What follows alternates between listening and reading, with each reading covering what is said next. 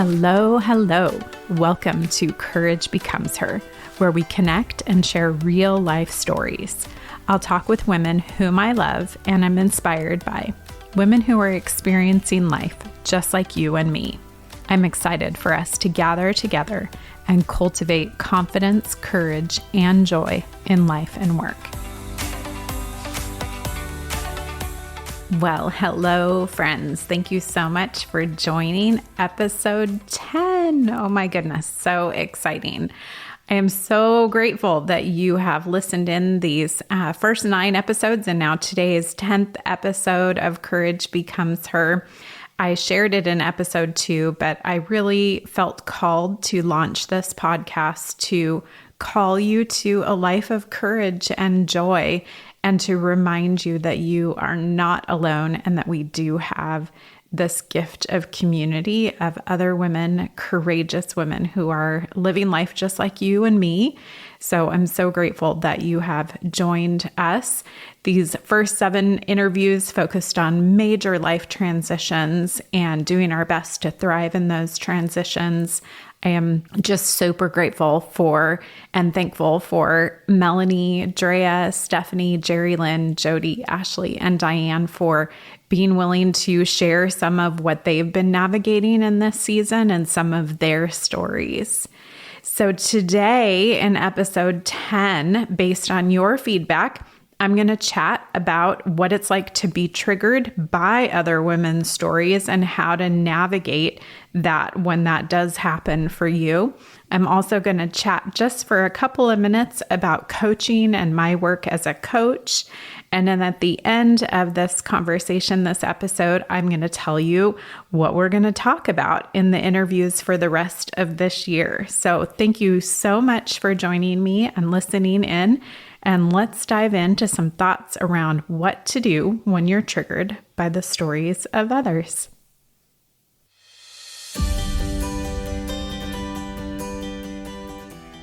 Okay, so as we dive into these, I want to first and foremost thank you for your courage to be vulnerable and to express how you're feeling, how you've been feeling as you've listened to these other women's stories. I'm so appreciative of those of you who reached out and said that you had been triggered. And I think if we're courageous enough to be honest with ourselves, I think it's likely that every single one of us has been triggered by these conversations in some way or another. Some limiting belief has come up for us, some feeling of insecurity or doubt, or some fear.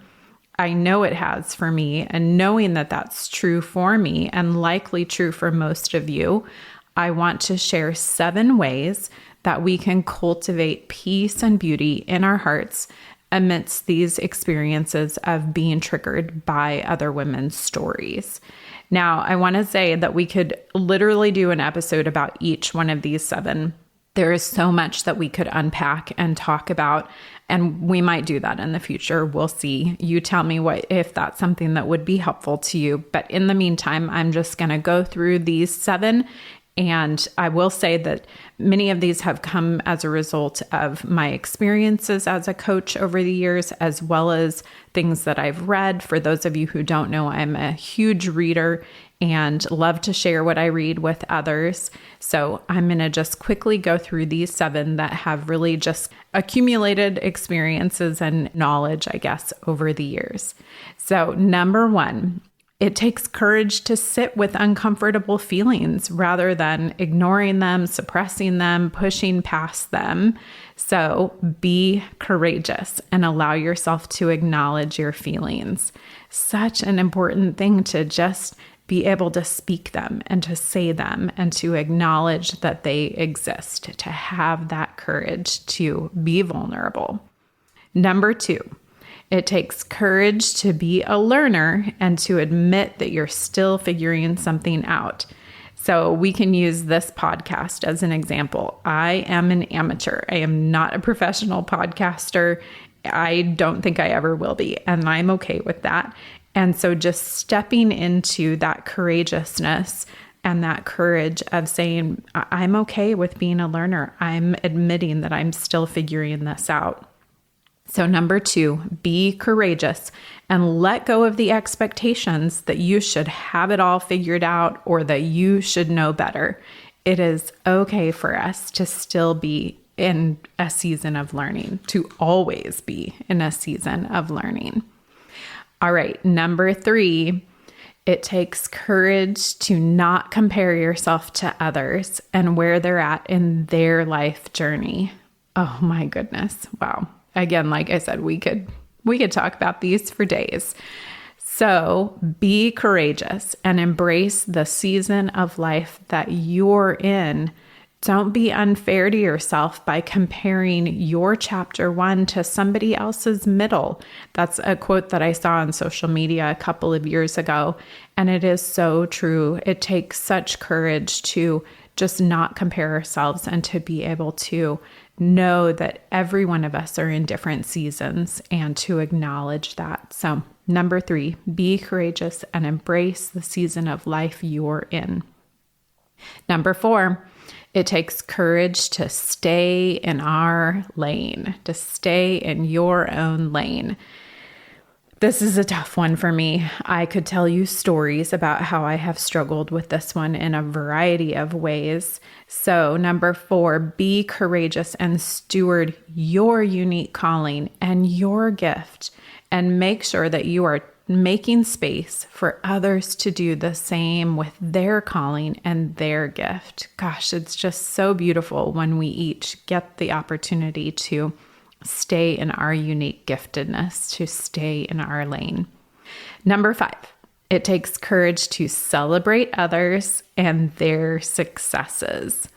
Yes, it does. Oh my goodness. Okay, so number 5 is be courageous and believe that their success does not mean your loss. I don't know how we look at this as a transactional thing or as a plus minus system of, okay, if they win, we lose. But somehow in our minds, we have done that when really it does not mean that. We are all celebrating each other and each other's successes, and that does not equate to a loss for you. So number 5, be courageous and believe that their success does not mean your loss. So we're going to celebrate others. Number 6, it takes courage to have hope. Wow, living with hope. Such a good thing, and requires a deep breath for me.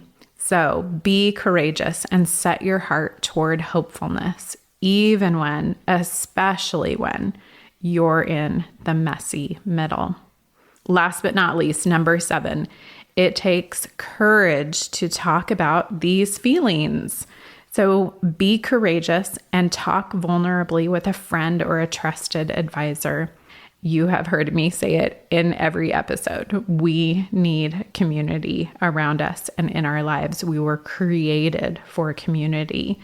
And we cannot navigate things like being triggered by other people's stories without actually talking openly and vulnerably with someone else, a trusted person in our life, about them. So number 7, be courageous and talk vulnerably with a friend or a trusted advisor. So I'm so grateful to share these 7 ways to navigate being triggered by other people's stories, other women's stories, and really honestly have seen in my own life as well as in clients' lives and friends' lives that when we take actions like these 7, that we're able to really cultivate peace and beauty and joy and confidence and even greater courage within ourselves.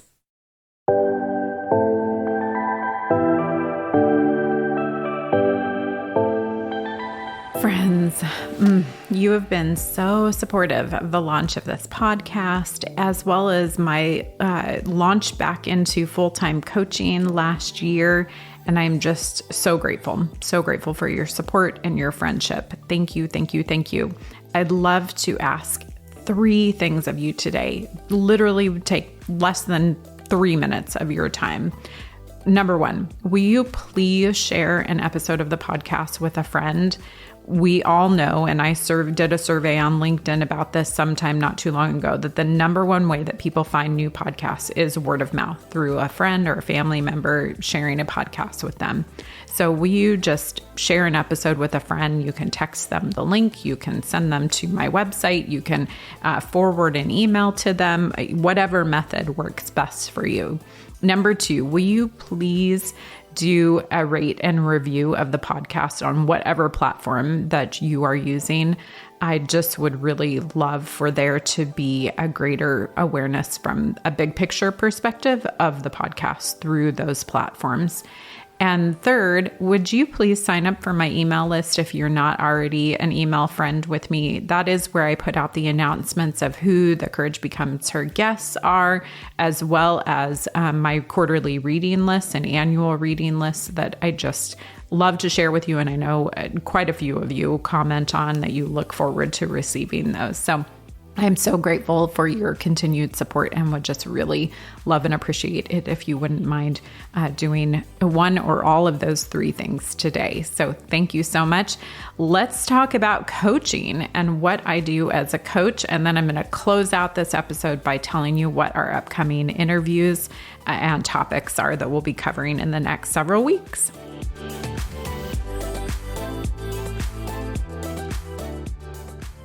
So, what is coaching? It is so funny to me that when kind of the coaching industry has become saturated in quite a few different ways over the last 10 years or so, and the last 3 years in particular, that there still are so many people who don't know what coaching is. So I want to share just a little bit about that based on some of you reaching out and asking that question and making that statement to me. So I want us to start by thinking about sports. So this is the best analogy that I can use that just kind of, covers it from a general standpoint that we can all understand. So in sports, coaches are there to guide, nurture, and support athletes in their giftedness and to help them live into their fullest potential as an athlete. Sometimes the coaches have been in the game themselves and experienced what the players have experienced, and other times they've developed their expertise as a coach by walking alongside many athletes for years and years and years. So I do the same thing as an athletic coach, but I do it in the context of life and work. So I come alongside you to help you live your life to your fullest potential, to guide and nurture and support you in your giftedness and what that looks like for you and your own development. I've been a coach in a formal sense for 10 years. And I have over 13,000 hours of experience as a coach. I was trained by truly, sincerely, some of the best in the coaching world at an Oregon-based coaching firm called Building Champions. And I'm just tremendously grateful for that training and the years that I spent with them and really being able to hone the practice of being a coach. So why would someone invest in coaching? So over the years, I've worked with literally over 150 different clients, as well as over 30 different companies, some that are Fortune 50 companies, others that are small businesses. And people invest in coaching for a variety of reasons, but really kind of the underlying reason is that they see a gap in where they want to be in an area of their life and where they currently are. So some sort of a gap of like, this is what I see for myself and this is what I know my current reality is. So how do I get from point A to point B? That's really the reason why most people invest in coaching for themselves. So what does that actually look like? Let me give you just a couple of quick examples based on the guests who have joined us so far on Courage Becomes Her. So 4 of the 7 guests who have been on the podcast have been former clients of mine.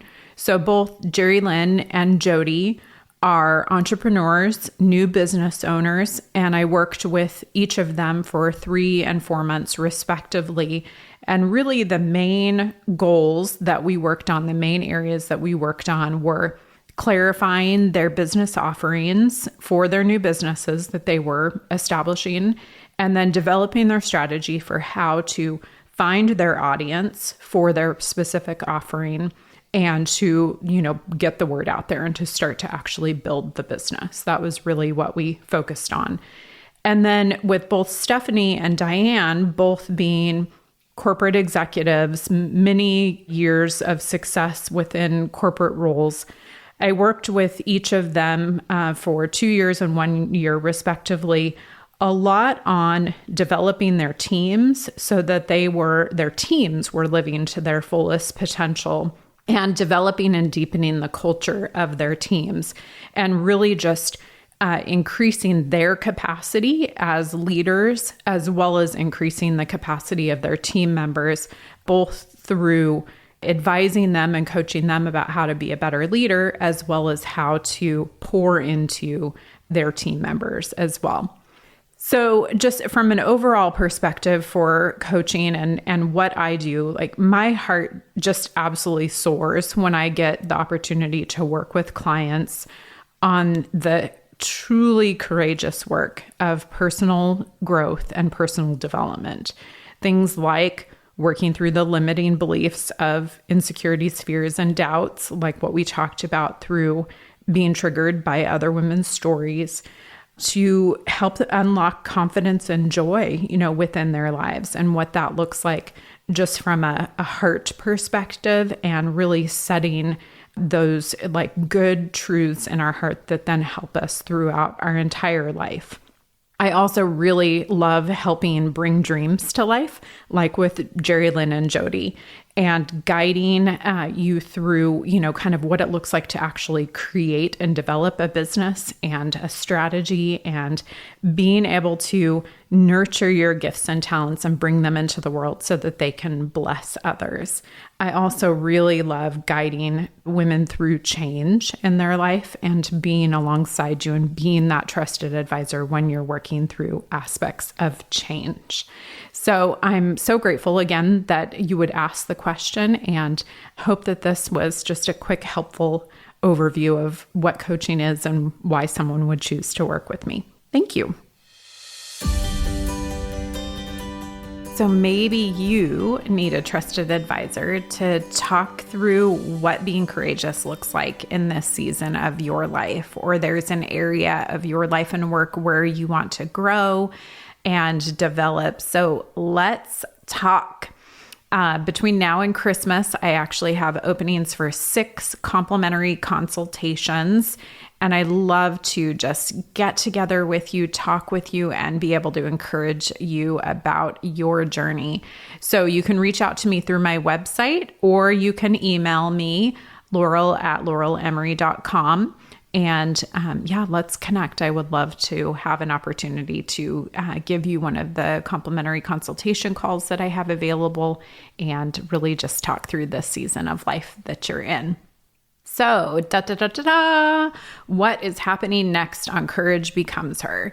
So one of my truly most favorite topics to talk about is stewarding ourselves well, taking care of ourselves. It is something that we really don't do very well, at least not very consistently.